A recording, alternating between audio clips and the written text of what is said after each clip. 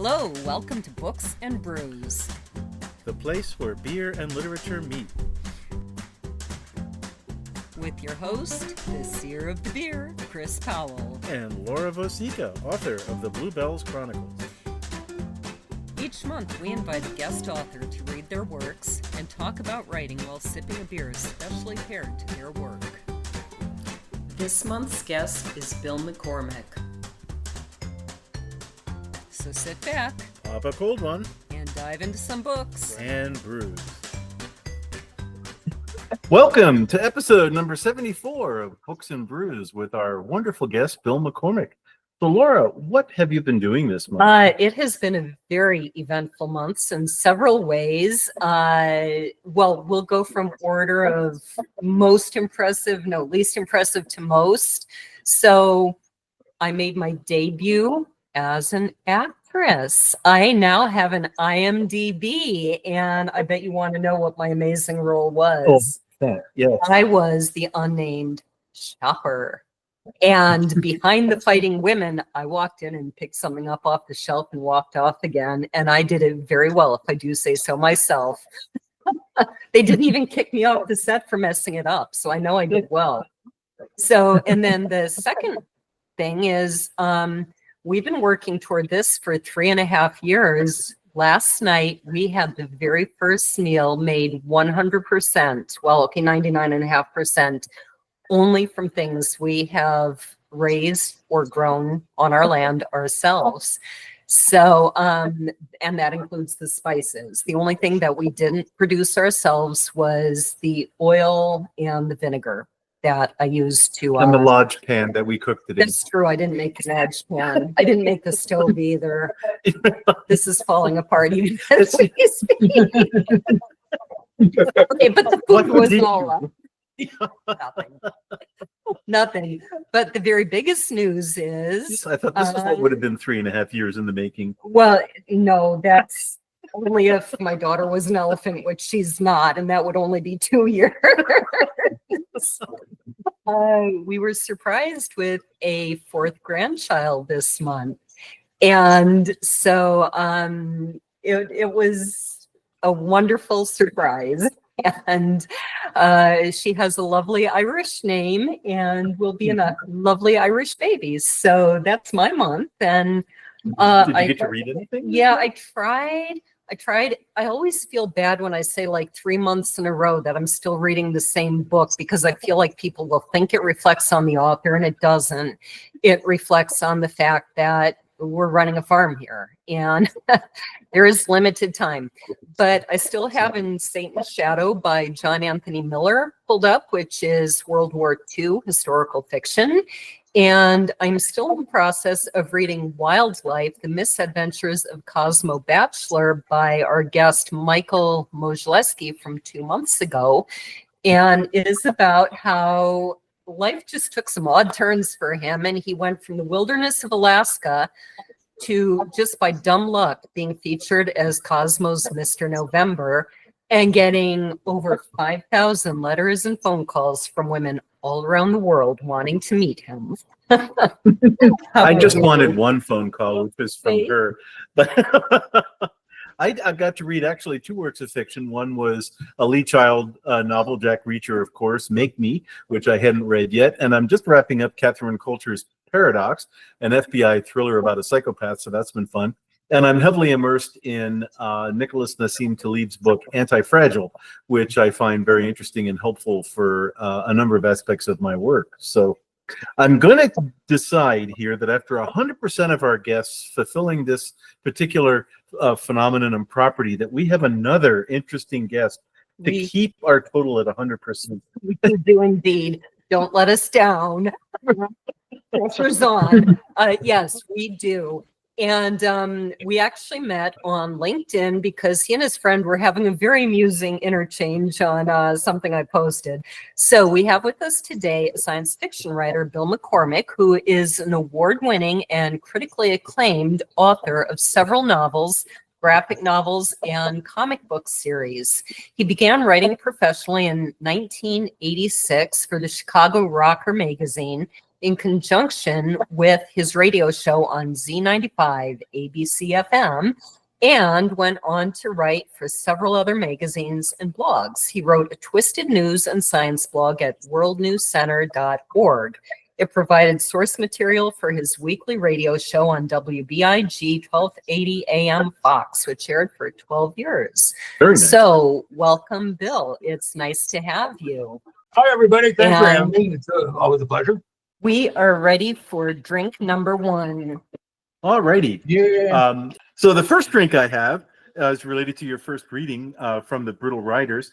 And this drink is actually called the Blighter Bob. And I was inspired by the word blighter in your reading, but from also two angles. You know, a blighter is objectionable, perhaps pitiable, you know, maybe has low self-esteem. And I saw Wellhern as kind of painting herself almost as a blighter in this reading, while of course her husband Knack is the very opposite. And so of course is Wellhern. She just is painting herself like this. So anyway, I seized on that and just thought it was an interesting kind of a place to start. So the way we start with this drink is I've got a little bit of 2-to-1 of light rum to dark rum.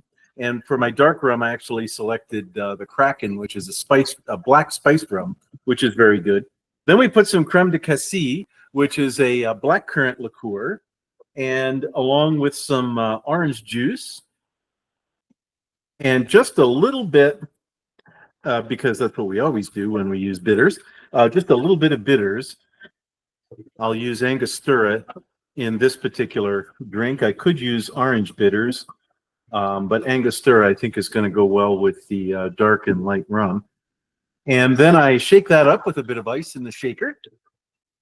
And over some ice in a highball glass, I will pour that drink and then fill it with some ginger ale. So we'll get a nice bit of fizz to go along with the rest of the balance of the drink itself, along with a nice ginger flavor, which I think is going to go well with the rums as well. So here we have the Blighter Bob, ready for our first reading. Cheers. And this smells really good. Wow, that's strong. It's a good thing we have some food. Wonderful. Go ahead with your first reading. All right. This is from the Brittle Riders, book 3, the culmination of that particular series. Here we go. Knack and his bride of 4 sons, Wellhern, were in their private study, quietly reading and enjoying some much-needed calm time. The Smalls were at her sister's house for a party. They'd heard the news about Calendar, and Knack had to admit he was glad he was nowhere near that disaster. He could see no good thing coming from that, at least not until the armies of the North scorched the place and started over. It would be a bloody battle, and he wanted none of it. He was one of the 4 vice lords of the Fierstons, providing him with all the excitement he needed. Better to duel with paperwork than swords. His wife heartily approved of his attitude, or so he thought. Knack, he looked over to see his wife looking at him quizzically. You knew Sland, didn't you? Yeah, I still do. I see him from time to time when he stops by. He wouldn't have been my first choice to rule Calendar, but who knows what actually happened. Do you miss it? The action at all? No, it's not like in the songs where they sing for feasts. Battle is hard, bloody work. Brands die. I buried more of my friends at the battle with Jacquenar than I care to think about. She considered him for a while and then continued. You don't talk much about it, but I know it haunts you. Some evenings you moan and toss. I can almost hear the sounds of war coming from you. You should discuss it with someone, even if it isn't me. And it was his turn to consider her. She was right. He knew that. The dreams wouldn't stop on their own, although he'd hoped they would. And now that the topic was open, he could think of no one better than to tell than her. After all, she'd agreed to share her life with him. That had to count for something. We were barely a click outside the city when a squad of very angry Mayanorn confronted us. He talked for 3 solid clicks without pausing. He told what he saw and felt and why it haunted him. He told of the training with the Bajabeth, his friendship with Zarn, the blood cascading across the parched lands, the death of Ford, bravely trying to hold off a wall of Naradama as they were coming down upon him. He told it all. When he was done, He felt about as empty as anyone could feel, but he also felt better. She'd listened to every word without comment. When it was clear he was finished, she poured them each a small snifter of Eastern brandy and sat back down. When I was small, the males in our village would play warrior and villain. They would wave their sticks, since no one was stupid enough to give them real swords, and then one would scream, "Arg!" and the other would scream, "Got you, you blighter," even though I doubt if any of them knew what the word meant. And then, when it was all over, they'd stand up, dust themselves off, and go home. Friends. As much as it pains me to admit this, that was the only way I ever thought about war. Somehow civilized and honorable. I am sorry for that now. Unlike you, I grew up within the walls. Jantar was outside, not here. Jantar was there, not here. All of the things everyone else worried about were there, not here. And now I find I've been just a silly little femme all my life, wondering why you didn't want to hoist the flag or wear the uniform on feast turns. If I had endured a tenth of what you'd survived, I probably would have taken my own life to stop the pain. Until now, I never realized how brave and strong he must be to put all those things aside, to keep them away from me and the Smalls, to keep them inside you, to save us the pain. You deserve a better wife than I. He shook his head no. He certainly did not believe that, and then he got up and hugged her tightly. The pain was gone. He felt alive again in ways he thought long buried. He felt his love for her as a burning thing, something inside of him that would warm him on the coldest evens. They barely reached the floor before they were both naked and panting. Fortunately for all, her sister was a wise femme, 3 sons older than Wellhern, and she knocked before bringing the Smalls into the house. The end. So, if you don't mind me breaking in with the first question, as the show's mixologist, what does Eastern brandy taste like in your reading? In my reading, actually, in the book, it would be a brandy made from northern stuff, so it would have almost a spruce feel or a pine green, evergreen feel to it and smell. Bring it up in the book, and I've had this brought up to me by other people who've actually read everything I've written. There's not a single mixed drink served in the 6-book trilogy. Everything is straight liquor. Nothing gets diluted. No dilution, no pollution. This is the way God intended. This is our liquor. That was not intentional on my part. I didn't actually think about it until after I read the whole thing. Like, oh yeah, I did do that, didn't I? Now, just because I'll forget to ask later, what was your radio show about? It wasn't my radio show. It was a radio show belonged to a guy named Ryan Gatenby. It was called The Big Wake Up Call. And it was a weekly look at whatever the hell we wanted to look at. Now, they're a sports radio station, and I owned a sports blog called Jay the Joke, and I'd done some work with Sports Illustrated and National, a variety of different places. We don't need to go name dropping all day. But so obviously on a sports radio station, you would think they would want to talk to me about sports. You know, I had insights with Major League Baseball and all this stuff. No. They wanted to talk to me about anything I discovered science-wise or socially or so anything to do with entertainment, because I had some really good contacts in the entertainment field. So we would do stuff every week, and we would talk about what was coming up with the Zack Snyder universe, or we would talk about what's coming up politically, or we talk about medical science breakthroughs and stuff. And because it's Fox, the radio show was broadcast on Fox, they had a more conservative audience.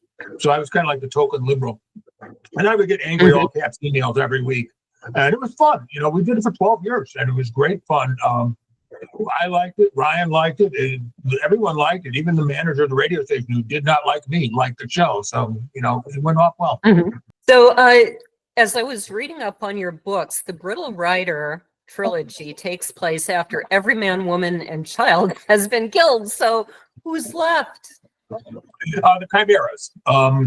Actually, if you read the book, in the preamble, there's men, women, and children still alive. I killed them all off in the preamble so I can get to chapter 1. Okay. It basically people create stuff all the time to quote unquote make their lives easier or better.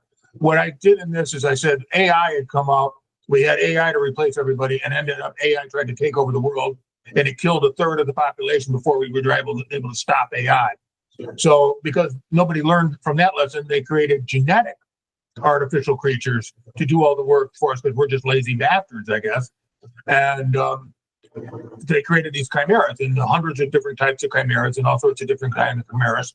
And the chimeras, tired of being abused and whipped and called names and everything, rose up, killed every man, woman, and child on the planet. And the story then is what happens after that. What kind of world did they build? What kind of civilization did they build? And it allowed me to look at, I didn't have to have everything all jumbled together. I could look at the one group that did law, for example. What would it be like to be purely capitalist? Could that be done as a good thing? Could capitalism be a good thing? What would it like to be totally agrarian? What would it be industrial? I was able to separate things out and then slowly blend them back together into a more coherent society. So it was fun. It was a lot of fun to write. So I was struck by the fact, keep in mind, I don't read a lot of science fiction, but to my knowledge of the science fiction I've read, you don't usually get these domestic scenes of families and sitting quietly reading. Am I right or wrong about that? Is it more common than I think? No, it's not. It's not very common. I could think of maybe two authors off the top of my head, Octavia Butler and Ursula K. Le Guin, and both are women who would add in more personal scenes like that. And they were my inspirations. What I wanted is, I've got the big epic story. It's got battles, it's got warriors, it's got all the stuff you want. But how does that affect people? There's a character in the book called Ulnak, and Ulnak is a farmer. And in the book, Ulnak the farmer talks to his wife, raises his kid, talks about things going on in the neighborhood, gets a new hitch for his wagon. These are really pedestrian things. People love that character because he talks about the war is over there. Everything's out there. But how does it affect him? How does it affect the village inn? How does it affect going to sell your goods, at the market? Stupid things. And how does all these big fantasy things affect day-to-day life? And I made Ulnak my right through on that, and people love that character with just a rabid passion. So I know I got something right when I put him in there. I think it was the last author was Clay Gill. Anyway, Clay was, I believe it was Clay was talking about how science fiction, a lot of people think of it as just kind of out there, engaging in futuristic thoughts. But he said it's really a very excellent way to talk about societal issues. And is that part of where you're coming from? Oh, absolutely. I didn't want to get on a soapbox and say this is the way things should be, blah blah blah. Pontificating the McCormick philosophy or the McSci-fi philosophy. But I wanted to discuss things. How do we treat people who are lesser in our current society? Can they become equals in a modern society? Can we get rid of different things that plague society? And look at how we did that and how we made things go forward.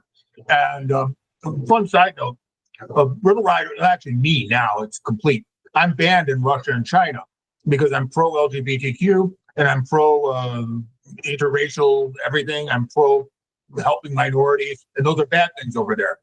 So when the Brittle Riders came out, it got bootlegged in Russia. That's how they found out about me. Somebody sold 30,000 copies of my book. I never saw a dime. When I complained to the Russian consulate, they're like, you can never come here because your stuff is you'll be arrested and, tried for sedition or something. So I was like, yeah, one less place to worry about on my travel log. And I just moved on. But now, you talk about kind of the PTSD factor of a warrior. And that really jumped out to me that she says you have never talked about it, largely because my dad was in Vietnam when I was born. And had my mother not told me, I never would have had a clue because he never talked about it, never even talked about having been there. So maybe once he did. And that was my experience with other people of my age whose either fathers or in one case his girlfriend's father. Everyone I've heard says they never talk about it. Is this something that you had personal experience with, or did this come out in research? A combination of things. I had an uncle who was a prisoner of war in Vietnam, and he never talked about it. They gave him an honorable discharge because he'd been a prisoner of war. That was their concession to him. But other than that, I didn't know anything about it. You wouldn't have known he served, unless someone said, he's got the uniform and the medals, and you didn't know about it. And when I was doing research for the Brittle Riders, the Department of Defense, God bless those people, they were kind enough to hook me up with different colonels and generals and different people I could talk to, well, brigadier generals, different people I could talk to. And as you go through it, I wasn't looking for specific things. I didn't need a specific example of this, that, and I wanted to get a feel for everything. And one of the things I learned really quick was when people come out of the military, especially when they come out of war zones, the military now has things to try and help them talk. They try and get them to the Veterans Administration. They try and get them to talk. But it's really hard because your job up until recently has been kill people. That's not a skill you bring back. It's not like you can go to Walmart and go, "Hi, anybody killed today?" That's not it's not something you can take with you, and it's very hard. And talking to people, especially when I talk to combat nurses, because they deal with these people when they're laying there bleeding, dying, and the stuff they hear is just incredible. They hear people are giving them, guys don't think they're going to make it, so they're telling this stranger their final wishes. And if I die, tell my wife this, tell my son that, tell me this, tell me, and so they have all these secrets and stuff that come with these people, and they didn't share any details with me because that's their, violating a lot of stuff. But I did learn a lot and how they, how soldiers felt and everything. And as time has gone on, I haven't seen that change. So I wanted to address that in the Brittle Riders. I do in the Brittle Riders, and I also do it in Go Free the Mist, which is the companion series to the Brittle Riders. And I go into what happens behind the eyeballs of, people who've been to battle, been to war. And I want to give it to people, the readers, I want to give them an insight into what that is. And then, as we were talking about earlier, science fiction allows me to do that because it isn't like me talking about this soldier or that soldier. I can step back and say soldiers, plural. I can make it a little more general. I can bring people into it without having to hit them upside the head with specific examples. Yeah, and I think that's another thing that you're not typically going to find in sci-fi. I mean, I think Star Wars, did Han Solo ever need to talk about it? No, they just don't. So we are ready to go on to drink number 2. And that would be great. I will start. Yes, I'll start mixing drink number 2. If you would do me a favor and get the mint leaves out of the veggie bin, because we need to have mint leaves in this particular cocktail. So I have created a cocktail. Well, it's not really created. I'm in the process of making a cocktail called the Lone Tree, which the female protagonist, I don't want to give too much before you start to read this, but I thought this was a very poignant story. And the lady in this story does seem to come across not just as the breeze coming from the lone tree, but as a lone tree herself. It's thought to, evoke, the cocktail is the image of a solitary tree, kind of standing resilient against the elements. And I see that. This cocktail is actually a kind of an old cocktail, and it dates actually from Prohibition era at that time. And so was something that mixologists at that time, were good at in terms of both trying to hide, let's say, the pedigree and provenance of the cocktail being alcohol, and also just to handle some of the stress of the times with that. So we're going to start with gin. It kind of comes across as a bit of a martini, but it's got some other aspects to it. So we're going to start with a decent amount of gin, because any decent gin drink should start with a decent amount of gin. And we're going to put that over some ice in a shaker. Next, we're going to bring in the obligatory friend to gin, which is vermouth, of course. And vermouth is a wonderful mix of about 40 different botanicals that come together along with a lot of alcohol and make that drink. Now we're going to include some lemon juice. So immediately we're going to start cutting a bit of the intense alcohol of the gin and the vermouth coming together. And we're also going to add some simple syrup, so we get that kind of a sugar basis, which will help as well. Now, instead of simple syrup, you can also add honey or even agave syrup. But I'm going to remain a little faithful to the original recipe and use simple syrup. Now I'm going to shake this up. I'm going to use a tall glass, which I'm going to put some ice in. And I'll strain the drink from the shaker into the tall glass.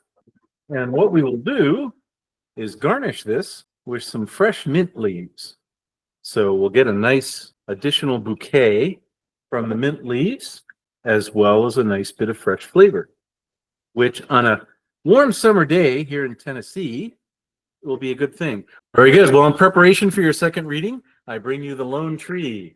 Cheers. Cheers.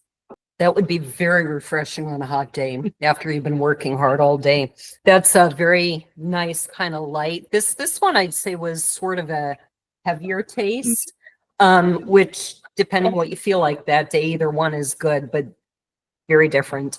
Go ahead with reading number 2. Alrighty. This is from Gotri of the Mist, Kitab Do, which means book 2 in Hindi. So here we go. The sun was setting, and a yellow-orange glow reflected through the room. The blue-slippered nurse, a young femme named Akhagan, thought of turning on the lights, but decided against it. This room was not for her. It was for the guests. Ugna Rono had made that very clear when it had signed her. The more comfortable she could make them, the better. The sound of Akrok's vital signs monitor could be heard steadily beeping. Esnuk knew it was a false sound. There was nothing left but metal machines pumping fluids through his flesh machine. His shell was empty, and his soul had gone to the great beyond some time ago. Orkuk had passed away the day before. None of this surprised or frightened her. She and her husbands had been bound tightly by love and devotion. They had done much together. Embracing the great beyond was just one last task. She turned slightly in her chair to view the fading echoes of one final setting sun. It was truly beautiful. Akhagan held Pesnuk's wrist gently and checked her vitals while writing some finishing comments in her notebook. Esnuk had eschewed monitors and their ilk long ago. Time was time and could not be bought, only leased. Even so, she'd wanted the best for her husbands, and the scientists had done all they could. Orkuk had gone quietly, and Akrok was soon to follow. Barely had that thought entered her mind when she heard the timer softly buzz, and his monitor switched from steady beeping to a steady whine, the flat sound of death. Pesnuk smiled at Akhagan. "Turn it off, please." He had moved to the next beyond. Akhagan knew that was true and didn't bother arguing. She got up to flip off the monitor and returned to Pesnuk's side. "How are you doing?" "The world starts to blur. I will soon join my husbands." "I don't know what this means to you," said Akhagan quietly, "but I have a recording of Korsak, Nordican of Dern music in my music player at all times. It brings great joy to me and my family." She was getting old. She'd almost forgotten her quintet had recorded that slight piece. It had been a trifle, a wisp of nothing that was meant to make her children smile. Her quintet had heard it and demanded she recorded it with them. After that, it had taken on a life of its own. It was a silly little thing. She finally realized that Akhagan might be expecting an answer, or at least a comment. "Thank you." That seemed to make the nurse happy. "You know," breathed Pesnuk slowly and heavily, her wings undulating in an uneasy rhythm with her failing lungs, "I have lived 118 years on this world and seen many horrible and wonderful things. I look into the dark corners of my soul now and find no regrets. I did what I needed to do when I had to and prospered when I could. My family has done well, and my life has brought me wonderful children, glorious grandchildren, and precious great-grandchildren, all healthy and full of hope. Their coming years full of realizable dreams.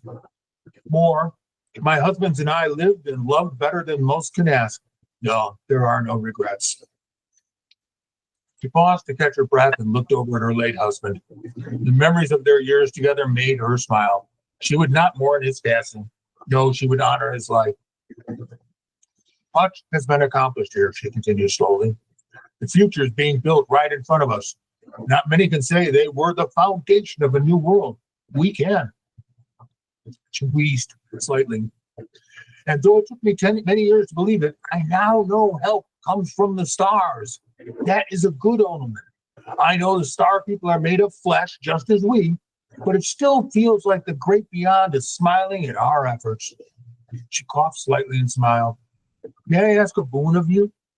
If it is mine to give, it is yours, replied Octagon. It is a little thing. I hope it will pose no problem. The voice broke, but she continued. Tell my children I leave my breath to the trees and the Razna to them. Her smile widened, her head tilted back to the left, and she was gone to meet her husbands. Octagon wrote down the final words and closed her notebook. Many would want to know them. Pesnuk had been loved the world over for her music and her sense of clarity. Ugnarono has added 3 of her works to the Hall of Arts for all to enjoy. While Pesnuk never seemed to care about those things, Octagon knew that many did. Pesnuk's children would be here in an hour or so. Octagon believed she had known that she would end before that, and she wanted to greet the great beyond quietly, without tears. That was very much like her. She smiled wanly, and opened a window so Pesnuk's final breath could fulfill her wishes. A lone tree rustled, and the world carried on. One thing I found, and I have to express a compliment, when I'm reading science fiction, frequently the characters' names, I feel as if I'm probably butchering the pronunciation of in my mind. And so to hear the author actually say the real pronunciation of the names is very valuable. I think that's quite good all by itself. One of my first questions was about names. Now, I have a couple funny stories associated with this reading. And one is one of my favorite authors from my childhood, who I've interviewed on this program, is named Margaret Anderson. And some of her writing is set in a future time. And the way she came up with names was her husband was, remind me what the word is. Entomologist. Entomologist, right? The insect, not the words. Right, not etymologist, entomologist. Her husband was a professor of entomology. Did I get that right? Yes, you did. Okay. Oh, you're good. I got the right word. No pun intended. What is the right. Anyway, back to so she would take, she used to do his typing for him way back before computers. And so she was very familiar with the name of all these bugs and their Latin names. And she would look at these and go, that sounds like an angry teenager. And that would be the name of the character who is an angry teenager. That's a very unique way of getting names for your futuristic writing. How do you do it? How do you come up with them? Well, I used to date an entomologist, and I actually stole her textbook. Oh my gosh, that's fantastic. Yeah. So some of my names names are based on bugs. A lot of my names actually come. I've traveled a lot when I was younger. So, for example, in the Brittle Riders, there's a race called the Ranka, which is Indonesian for skeleton. It's not a clear one-on-one thing, but these people they're walking skeletons with flaming eyes. Since most people don't speak Indonesian as a second language, they're not going to catch the reference. My son does. Well, good for him. He'll love my book. Yes, indeed. But so some of the stuff is just translations of other languages, boiling down. Like I stayed away from German, French, Spanish, Chinese, and kind of went down to smaller languages and different things like that. Entomology for stuff. Biological names of animals are included in there, and actually those are one-to-one references. And then the actual personal names. At one point, this is embarrassing but true. I was playing a dice game, and we were playing like Dungeons and Dragons, but they had lettered dice. So I just started rolling them until I came up with things that looked like a word, and I'd write it down really quick, and that was a name. That's great. So, totally beside the point, but I was really struck. And again, I wondered if you had personal experience when she says, oh, that silly little thing. Because when I was in high school jazz band, we used to play a piece that we thought was the coolest jazz piece ever. It was called In the Ear of the Beholder by Dominic Spira. And it's got this one very harmonic section, and then it's got this very kind of discordant, disharmonic section. And we found out we had been invited to play up at a college with Dominic Spira himself, and we were so excited. and we had this piece ready to go, and we met him, and we were all like, we love your piece, we love your piece. And he went, what? Oh, that thing? So it's very similar to her attitude of just, I didn't even, hardly even liked it myself, or whatever her attitude is. And I believe you're a musician too. Yeah, I was a musician, and I worked in the music industry, both business side and as a forced labor, or bass player they call them. So yeah, every single band I've met has a song that they don't think anything of. Every artist, every musician I've ever met has that one song they're like, yeah, but that isn't my cool thing. It may be the hit, and we may even play it every night, but I don't think of that because that's just that thing over there. And they have, other stuff that they truly enjoy. And I could waste hours of your days going down an artist by artist by artist by artist. But one of my favorites is Gary Newman. He wrote Cars. Here, like, it redefined the electronic music industry. It redefined everything. It's bands like Nine Inch Nails and electronic version of Ministry when they were first starting. All these bands go, that's where we learn. Gary, who I've gotten to meet a few times through the years, is like, wow. He's like, that was fun to write, but I did all this other stuff. And so, like, even when he was his career was coming back, when he was touring with Nine Inch Nails, he refused to do Cars first. He held it off because he wanted to do other stuff, that was like meant more to him and was more of a personal song. And I just use that because it's an example that anyone over the age of 40 is going to know. But yeah, it's like every musician I've ever met, every artist I've ever met has that one song that they're like, yeah, whatever. I'm glad you like it. It was a lot of fun. Where's the alcohol? You got any alcohol? We got things to do here. So yeah, right. But we'll cash the checks from it. But other than that, right. Yeah. Well, it jumped out at me because, again, it seemed like something that people outside of the world of music, it's not the kind of thing you can research. You almost have to know that from personal experience. Now, I wanted to touch on this idea that she has no regrets. And again, you're talking about things that a lot of sci-fi writers aren't necessarily talking about. What would you say it takes to live a life of no regrets? Actually, her life, Peasant's life, it started out as kind of a sub story, and I liked her. I liked her as a character, so I developed it, and then I finally said, well, she lived a full life, but it starts out with her in a rebellion, and people die because of her actions. But her family lives, and she makes she references it in her final words, but she makes some really hard choices to get out, to join the rebellion, to become part with the Udnaranu, which is an artificial life form that's taking over their planet. And people like her are joining it willingly because the organic people that were running the planet are driving it to hell. There are always constantly wars, there's constant killing. They're like, screw it, we're going to kill all of them and go with this guy. And those are some hard choices. And she left people behind. She left friends behind to do this. And so I wanted to show that she made those choices willingly and understanding what the cost would be. And she developed this new life. And yes, she turned out to be a talented musician, but that was secondary to her. Much more important to her was her husbands.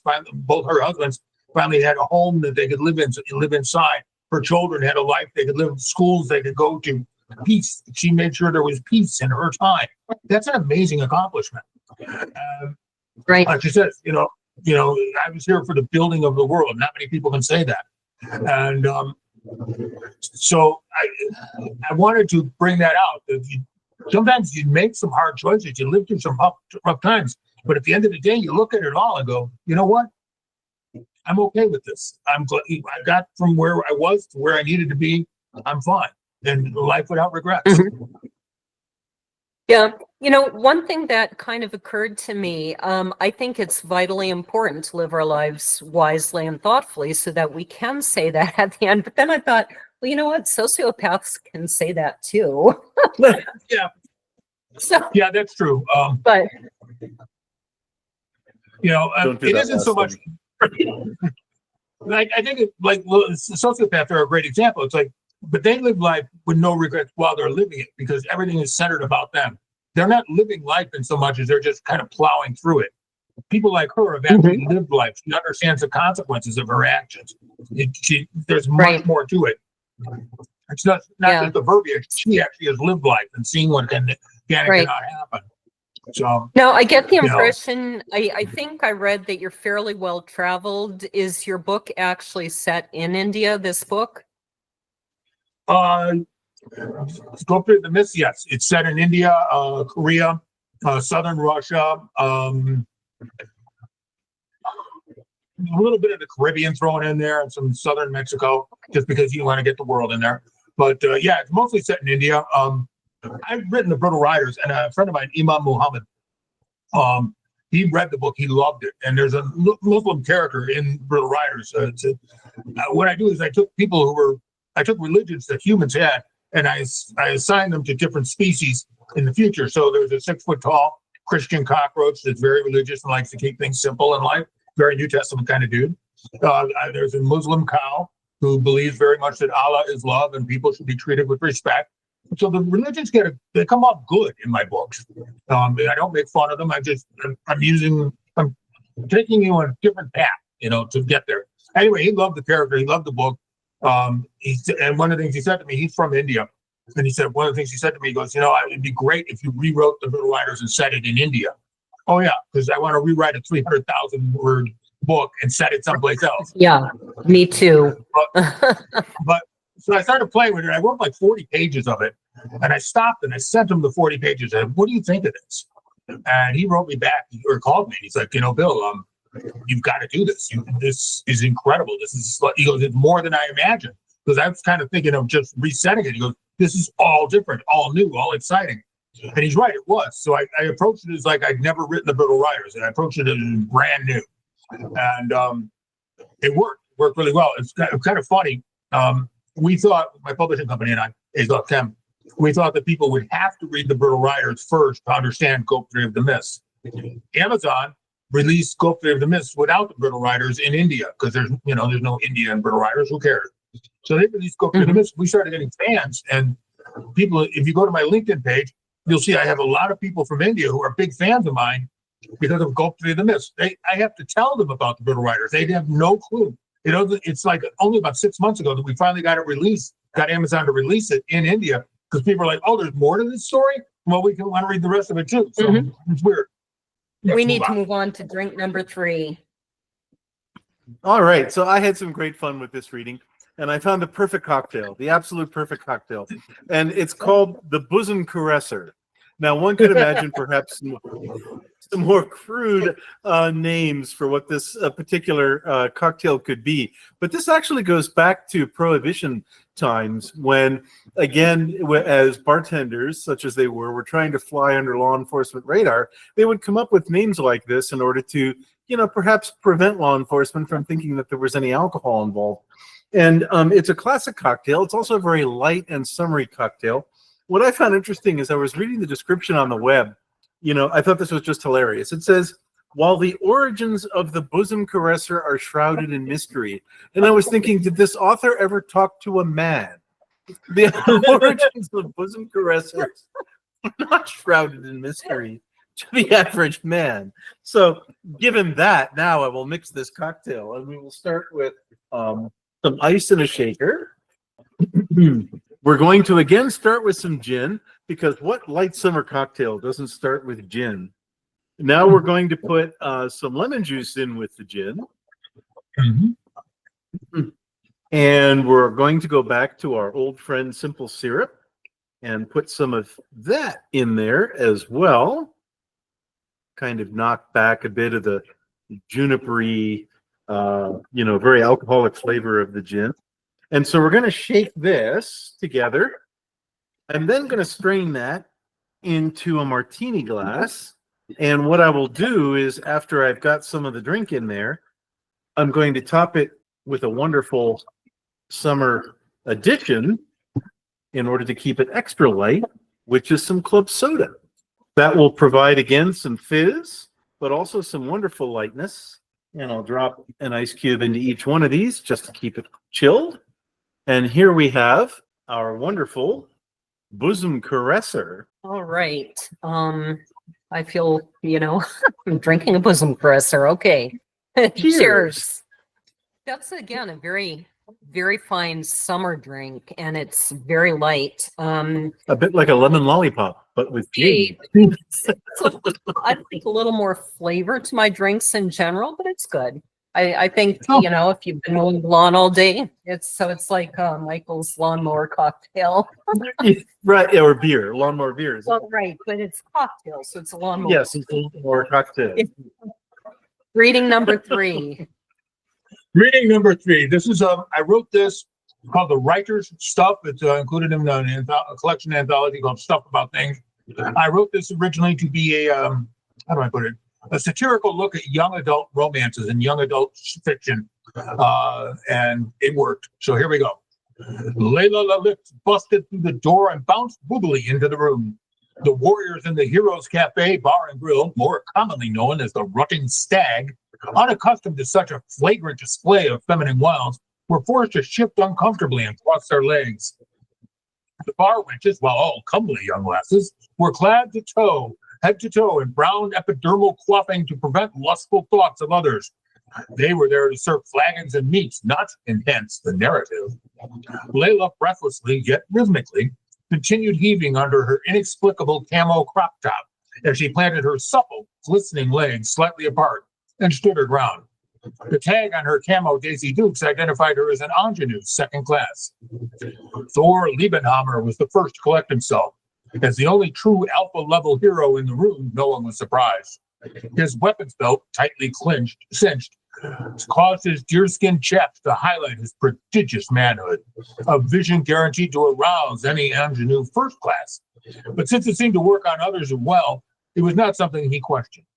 His well-worn vest rested easily on his bare chest as he lifted himself from his chair and set down his heroic mug of mead. "What need you, fair maiden?" His shimmering pecs were gently throbbing in anticipation. "We live to serve the fairer class." Layla grunted lustily. "I am not the far-knocking fairer class, and I don't need a far-knocking hero." She inhaled deeply, testing the bonds of faction and decorum. "Not the way you think, anyway. But if I'm right, it's the only way I can get through this story." Her outburst had served to cause her voluptuous gifts to churn more enchantingly than before. Thor, suddenly as intrigued as he was aroused, stepped forward. "A sassy lass, are you then? It has been far too long since your like has crossed my path. Gladly wouldst I go forth and into the foul depths of the cataclysmic labyrinth to assist you on your quest. And yea, though we may face perils unimagined, I promise, fair maiden, your virtue shall remain unsullied." Layla sighed deeply. Her beautiful round breasts rose and fell in delightful exasperation. She knew better than to engage him in any intellectual discourse. She also knew that at the end of her quest, she would be expected to have deeply romantic, if merely implied, sex with him. She had had implied sex with worse, but was hopeful the successful completion of this particular quest would eliminate that thorny problem. Thor adjusted his sword, sheathed 2 knives, quaffed down his flagon of mead in a single manly swallow, opened his vest further to dutifully expose the rest of his glistening chest, and belched the most masculine way possible. Layla shrugged, took his hand, and led him out of the cafe into the forest. Once outside, Thor released her hand and walked a respectful distance behind her, guarding their rear, or at least watching hers. Layla noticed. "Are you looking at my ass?" "I am being reminded of the good work the great gods can do when they set their minds to it." "I'll take that as a yes." "May I ask, lass," ruminated Thor in his impresso basso profundo, "what is the nature of our quest?" "You may indeed," she replied more seductively than she might have wished. "We're going to kill the writer." Thor gasped, and no matter how much he might have preferred contrariwise, it was not a manly sound. "By the 8 hells of Flamador, are you insane?" Thor, for the first time in his long life, looked stricken. The writer was more than a god. He was their essence. They echoed every chamber of his soul. His wishes were their wishes. His lusts and insecurity are all theirs as well. No one argued when His Eminence declared all the maidens would be soulless vassals meant for masculine pleasure. No, certainly not Thor. "Were we to do as you intend, the world would end, the universe would crack, and we all would die. Dora's manly voice was imbued with the honey-flavored testosterone designed to drive mortal women wild. Layla looked at him carefully. Even if you're right, I'm not sure that's such a bad thing, she murmured serenely, her dulcet tone far more mellifluous than she favored. And I imagine if you're capable of thinking about it, you'll agree. They sat down at the base of an ancient shubjub tree. His robust, sinewy arms crossed his chest as he entered deep thought. His thoughts, previously limited, began to encompass original ideas. This was not something he routinely did. Killing ogres, having implied sex with maidens, killing minotaurs, having implied sex with princesses, killing dragons, having implied sex with queens, all those were within his mental grasp. Killing the writer, the font of all good things, including the obligatory implied sex, that seemed a bridge too far. I'm thinking we need to have like an Edward Munch-inspired emoji telling us we've now entered the PG-13 zone of Books and Brews podcast. Right. Yeah. Every once in a while, Michael would be like, Laura, we have to keep this very clean. And I think the one time was when I was trying to describe the meal we'd had, and it was round things made of octopus. I couldn't think how to describe it. He was like, oh no, now we've lost our clean rating. That was it's funny. Yes. When I was putting this up together to read for you today, I actually tried to filter it so it'd be PG-13 and under, because I wasn't sure where we were going with the show. Because some of my stuff goes way over the top. Right. I do try and stay very G-rated. And when I first read this, I was like, okay. And part of the reason I really wanted it to stay very G-rated was because I taught music lessons to lots and lots and lots of kids. And I didn't want to tell the parents, I'm doing this podcast, and then have them let their kids listen to something that they went, what did you just have my kids listen to? So I was very careful. I haven't taught in a few years since we've been taking care of sheep and things. So anyway, I was, with yours, I felt like it was really a parody. Now, you said of young adult novels, but it seemed to me it was a parody of online gaming or Dungeons and Dragons. Well, plus I also have to offer that once I found a cocktail called the Bosom Caresser, we were going to have to do this. The beginning of it is kind of a online gaming rip off, but the actual story itself is definitely all young adult fiction. Whether it's just a lot of the YA stuff that's out there, they package it as young adult, like 13-year-old kids, and then you actually read it and you're like, they just took out some of the blatant adjectives because everything else is right there. Like I joke about her having implied sex over and over and over again. Because that's what they do in young adult books. It's like, and Bob pulled open his pants, fade to black. And Janie opened her blouse, fade to black. It's all this implied stuff. And it's like, but the kids, they get it. They know what Bob and Jane are doing. And by the way, I understand your concerns. I teach Sunday school. Believe it or not, people let me loose with their children. And this is definitely my rip on young adult fiction. So, who is the writer in this case? I mean, are these meant to be characters in an online game? No, they're meant to be characters in an online fantasy novel. Okay. And they are looking for the author. They're looking for the author of that fantasy novel. He writes many, many fantasy novels, and they do. I don't want to give too much away because it's actually a really great story.